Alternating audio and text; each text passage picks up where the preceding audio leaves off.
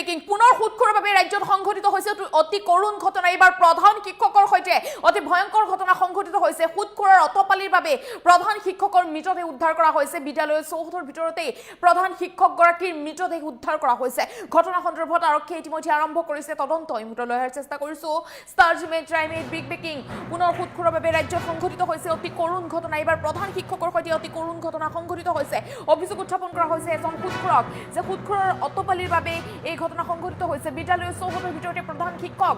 সাধন চন্দ্ৰ বৰ্মনৰ মৃতদেহ উদ্ধাৰ কৰা হৈছে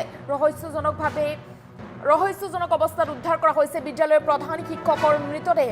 ৰাজ্যত পুনৰ কৰুণ ঘটনা এবাৰ সুৎখোৰৰ বাবে ৰাজ্যত সংঘটিত হৈছে অতি কৰুণ ঘটনা বৰপেটা ৰোডত এই ঘটনা সংঘটিত হৈছে ঘটনা কেন্দ্ৰ কৰি অঞ্চলজুৰি চাঞ্চল্যৰ সৃষ্টি হৈছে ইতিমধ্যে ঘটনাস্থলীত উপস্থিত হৈছে আৰক্ষী দুলু মেধি নামৰ এজন যুৱকৰ বাবে এই ঘটনা সংঘটিত হোৱাৰ অভিযোগ উত্থাপন কৰা হৈছে এয়া সুৎখোৰৰ বাবে ৰাজ্যত অতি ভয়ংকৰ ঘটনা সুৎখোৰৰ অভিযোগ লৈ আৰক্ষীয়ে সাধন চন্দ্ৰৰ বাসগৃহত গৈ উপস্থিত হৈছিল আৰু আৰক্ষী উপস্থিত হোৱাৰ পিছতে প্ৰধান শিক্ষকগৰাকীৰ মৃতদেহ উদ্ধাৰ কৰা হৈছে বিদ্যালয়ৰ চৌহদৰ ভিতৰত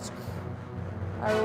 আৰক্ষী যোৱাৰ বাবে এই ঘটনা সংঘটিত হোৱাৰ অভিযোগ উত্থাপন কৰা হৈছে বৰপেটা ৰোডত সংঘটিত হৈছে এই কৰুণ ঘটনা এয়া সুৎখোৰৰ বাবে ৰাজ্যত অতি ভয়ংকৰ ঘটনা কেন্দ্ৰ কৰি অঞ্চলজুৰি তীব্ৰ চাঞ্চল্যৰ সৃষ্টি হৈছে সুৎখোৰৰ বাবে এইটোৰ পিছত সিটো ঘটনা পুনৰ বৰপেটা ৰোডত সংঘটিত হৈছে সুৎখোৰৰ বাবে অতি কৰুণ কাণ্ড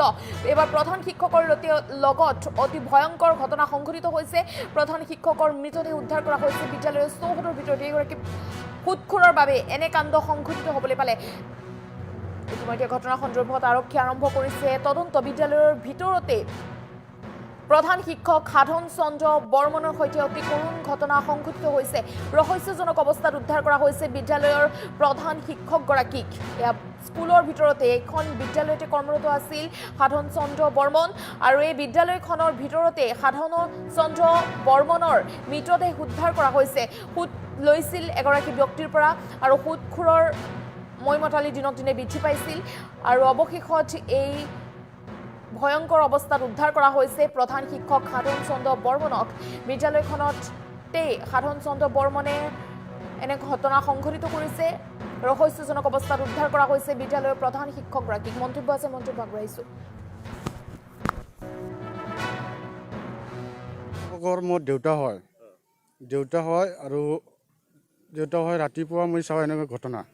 ঘটনাৰ পিছত এটা নোট পালোঁ দুলু মেধি যিটো পইচা লৈছিল 1 লাখ চেক দিয়া হৈছে এইটো কেছ দিছে 5 লাখ বুলি এইটো চাপ দিছে মোৰ দেউতাই চাপ দি পিনে এইটো কৰিব লগা বাধ্য কৰিছে তাক বাধ্য কৰাইছে কৰিব লগা সুত লৈ এনেকুৱা কাম কৰিছে ৰাতিপুৱা দেখা পাইছোঁ আহি পিনে ইয়াতে হেড টিচাৰ পশ্চিম বেলগুৰি প্ৰাথমিক বিদ্যালয় LP স্কুলত ভিনদেউৱে কাৰোবাৰ পৰা সুদত পইচা লৈছিল এনেও আমাৰ CM ছাৰে সুদখোৰ বন্ধ কৰিব দিছে তো তথাপি সুদত মানুহ এতিয়াও লগাই বাধ্য হ'ব লগা হ'ল তেখেতৰ নিচিনা এটা হেড টিচাৰ ইমান ভাল মানুহ কৰিব লগা হ'ল পৰিয়ালত তেখেতৰ ল'ৰা আছে ৱাইফ আছে স্কুলৰ তেখেতে হেড টিচাৰ উপায় নাই বাধ্য হৈছে প্ৰেছাৰ দিছে তেখেতক লিখি থৈ গৈছে যে তেখেতে প্ৰেছাৰ দিছে বুলি এই মানুহটো যাৰ পৰা সুদত লৈছিল তো আমাৰ CM ছাৰে নিশ্চয় একশ্যন ল'ব লাগে CM ছাৰে নিজেই কৈছে যে সুদখোৰ বন্ধ কৰিব লাগে আপোনাৰ পৰা 1 টকা লৈছোঁ আপুনি যদি 100 টকা বিচাৰে সেনেকুৱা ঘটনা হৈছে সুদখোৰে ইমান প্ৰেছাৰ দিছে তো বাধ্য কৰিল মানে মেণ্টেল প্ৰেছাৰ দিছে তেখেতক মেণ্টেল প্ৰেছাৰ দিছে পশ্চিম বেলগুৰি প্ৰাথমিক বিদ্যালয়ৰ প্ৰধান শিক্ষক সাধন বৰ্মন নামৰ ব্যক্তিজনে আজি যি মৃত্যু হ'বলগীয়া হ'ল আমি জনামতে তেওঁ এজন ব্যক্তিৰ পৰা 60,000 টকা ধাৰে লোৱা বুলি আমি শুনা পাইছোঁ 60,000 টকা মানে সুদত যায় এইটো মানে 5 লাখ টকা যায় মানে পৰিণত হৈছে যি সময়ত অসম চৰকাৰে অসমৰ মুখ্যমন্ত্ৰী সন্মানীয় হিমন্ত বিশ্ব শৰ্মা ডাঙৰীয়াই যে যি সময়ত তেওঁ আইন প্ৰণয়ন কৰিছে যে মানুহে মানে সুদত পইচা লোৱা বা সুদ খোৱা এটা মানে অপৰাধ আৰু সেইসকলৰ বিৰুদ্ধে যিহেতু মানে কঠোৰ আইন প্ৰণয়ন হৈছে বা তেওঁলোকক বহুত আমি দেখা পাইছোঁ তেওঁলোকে এৰেষ্ট কৰিছে আজি ঠিক আমাৰ এই সাধন বৰ্মন নামৰ যিজন ব্যক্তি তেওঁক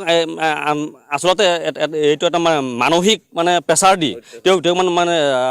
তেওঁ আজি ধৰণে পদ বাছি ল'ব লগা হ'ল আমি শুনাত আমাৰ শিমলাগুৰি আৰক্ষী যি মানে পহৰা চকী সেই পহৰা চকীত এখন এজাহাৰ দাখিল কৰিছিল আৰু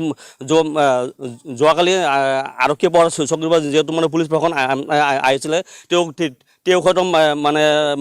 পেচা কৰিছিলে আৰু যাৰ কাৰণে তেওঁ মানসিক যিখিনি আঘাত সেইখিনি সহ্য কৰিব পৰা নাই, যাৰ কাৰণে কৰিব লগা হ'ল। আমাৰ এটাই স্পষ্ট কথা, দোষীক কঠোৰৰ পৰা কঠোৰতম শাস্তি